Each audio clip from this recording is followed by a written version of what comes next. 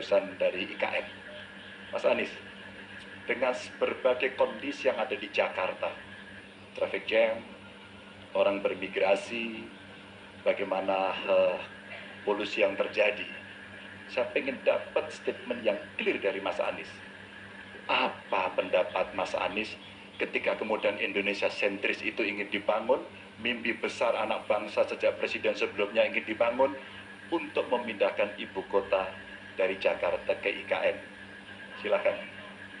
Baik, waktunya masih ada, Bapak? Cukup. Cukup? Baik, terima kasih. Kemudian kami silakan calon presiden nomor urut 1 untuk memberikan jawaban selama 2 menit, dimulai dari sekarang. Kalau ada masalah jangan ditinggalkan, diselesaikan. Itu filosofi nomor 1. Jadi, ketika di Jakarta menghadapi masalah, maka masalah lingkungan hidup, masalah lalu lintas, kepadatan penduduk, ini harus diselesaikan. Ditinggalkan tidak kemudian membuat otomatis selesai. Justru ini yang harus dibereskan. Kalau kami melihat, begitu kita bicara lalu lintas, kontribusi aparat sipil negara di dalam kemacetan itu hanya 4-7%. Jadi nggak akan mengurangi kemacetan di sini. Yang kedua, soal lingkungan hidup. Kalau yang pindah itu pemerintah, bisnis, keluarga masih tetap di sini, masih tetap ada masalah.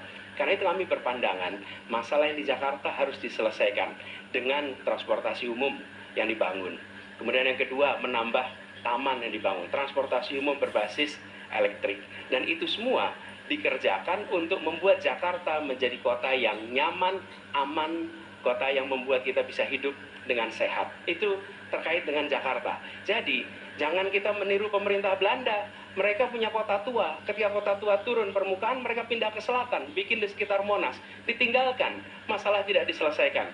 Kita harus menghadapi masalah dengan menyelesaikan. Lalu yang kedua, terkait dengan IKN. Ketika kita memiliki masalah yang masih urgen di depan mata kita, di Kalimantan sendiri, kebutuhan untuk membangun sekolah yang rusak sangat banyak. Membangun kereta api atau jalur tol antar kota di Kalimantan itu urgen. Yang merasakan dari uang itu siapa? Rakyat.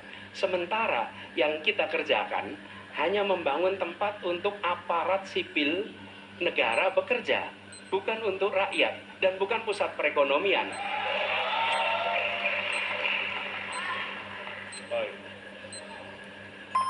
Ya, waktu ada habis dan kami persilakan kepada calon presiden nomor urut 3 untuk menanggapi jawaban dari calon presiden nomor urut 1. Waktu Bapak 1 menit, disilakan. Apakah boleh saya simpulkan kalau begitu Mas Anies dalam posisi yang oposisi terhadap beberapa kebijakan termasuk IKN menolak IKN dilanjutkan? Terima kasih. Cukup Bapak? Cukup. Baik, selanjutnya kami berikan kesempatan kepada calon presiden nomor urut 1 untuk menanggapi tanggapan dari calon presiden nomor urut 3. Waktunya 1 menit dari sekarang. Inilah salah satu contoh produk hukum yang tidak melewati proses dialog publik yang lengkap. Sehingga dialognya sesudah jadi undang-undang. Dan ketika dialognya sudah undang-undang, siapapun yang kritis dianggap oposisi, siapapun yang pro dianggap pro pemerintah. Kenapa? Karena tidak ada proses pembahasan yang komprehensif yang memberikan ruang kepada publik. Ini negara hukum, bukan negara kekuasaan. Dalam negara hukum, berikan ruang kepada publik untuk membahas sebuah peraturan sebelum dia ditetapkan. Tapi ini nada-nadanya seperti negara kekuasaan, di mana penguasa menentukan hukum. Dan kemudian dari situ kita berdebat pro kon.